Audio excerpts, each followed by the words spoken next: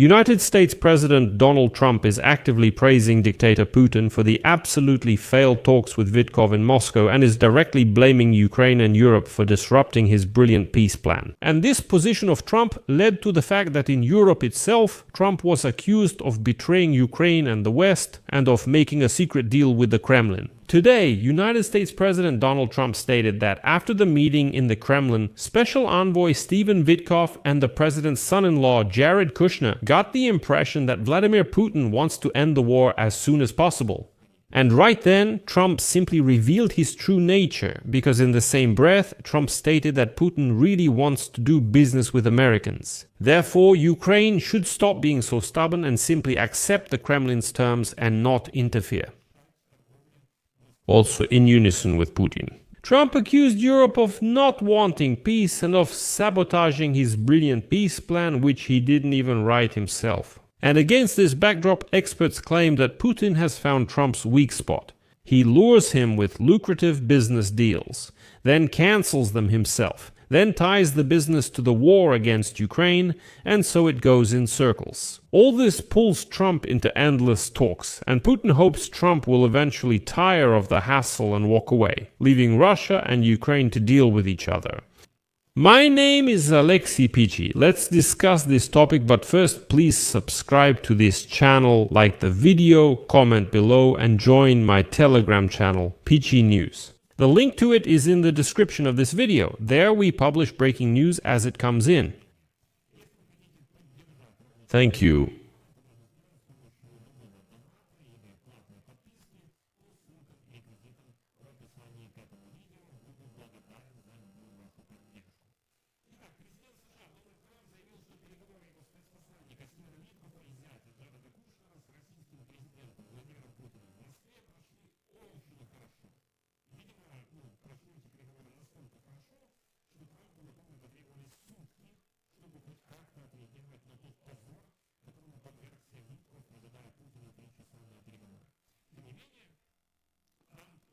Thank you.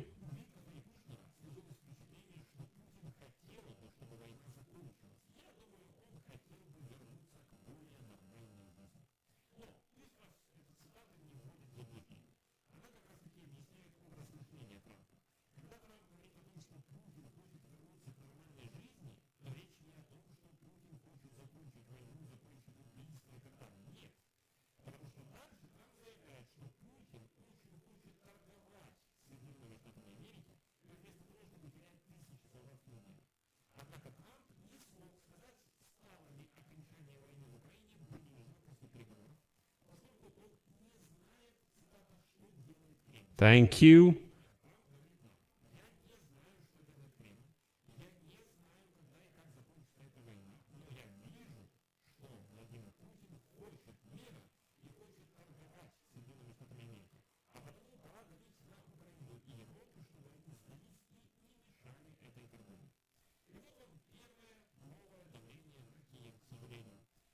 I think that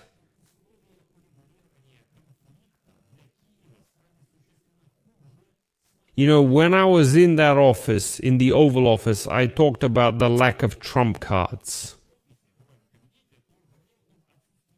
I told Zelensky that you don't have any cards, that's when you needed to negotiate.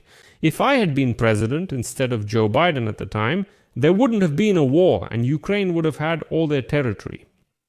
That's actually scary. In the White House, diplomats aren't handling international negotiations. Subtitles by Dima Torzak, but businessmen and hustlers. Sorry, but don't be surprised that Trump says, listen, Putin wants to trade. You're already tired of this war. He wants peace. He wants to trade. Why are you so hung up on this? On this topic, I like today's Financial Times article, where they wrote, I'll quote one paragraph. It increasingly looks like the future of the Russian Federation's war against Ukraine will not be decided by diplomats and responsible governments, but by intermediaries, deal makers, and opportunists who are trying to profit from any potential deal. The past week has made it impossible to ignore. The media reported that special envoys of American President Donald Trump held negotiations with sanctioned Russian officials who had unclear authority and lucrative business interests. But no conflict can be resolved when intermediaries are unscrupulous dealmakers and compromised officials acting outside official channels. It will not lead to a well-structured world. And that's the scariest part, because it actually repeats the model of power in Russia, where business and politics are inextricably linked.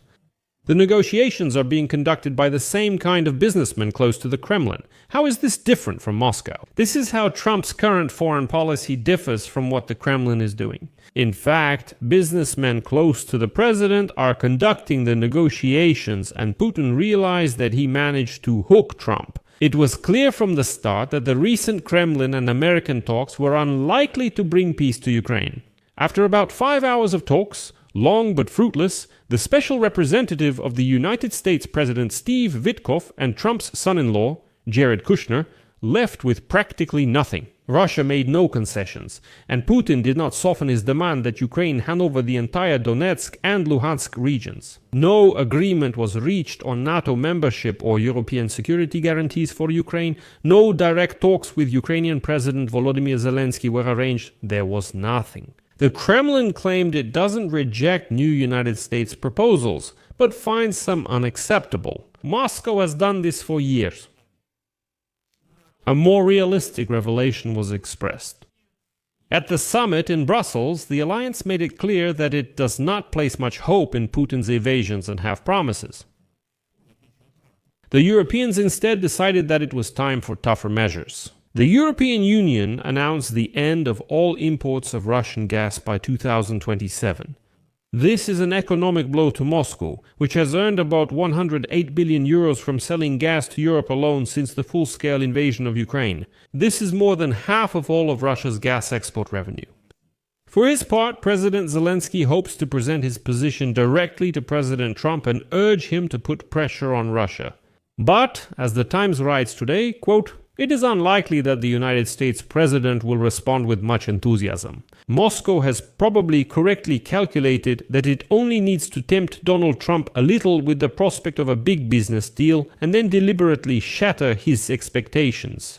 Putin believes that Trump will quickly get tired of this hassle and start blaming the Ukrainians for being unyielding and the Europeans for being stubborn. Such a tactic could sow discord in NATO, fear in Europe, and despair in Ukraine. Russia may also hope to exploit divisions among Ukraine's leaders. A recent corruption scandal, large-scale and devastating, can be seen as a positive sign that Ukraine is determined to tackle this long-standing problem even in the midst of a terrible war. This is undoubtedly a huge political blow for Zelensky himself, who has lost his chief advisor and is forced to assure Western allies that their aid will not be stolen. Europe may now decide that the time has finally come to use frozen Russian assets to begin large-scale work on rebuilding Ukraine's destroyed cities. The obstacle was concerns from Belgium, where most of the assets are held, but it is experiencing economic, financial, and legal consequences. Yesterday, the European Union wisely assured Belgium that it would support it in the event of any claims for compensation. Merz called today for all of Europe to take responsibility for this if needed. The failure of the negotiations in Moscow is disappointing, but the Europeans found understanding from United States Secretary of State Marco Rubio.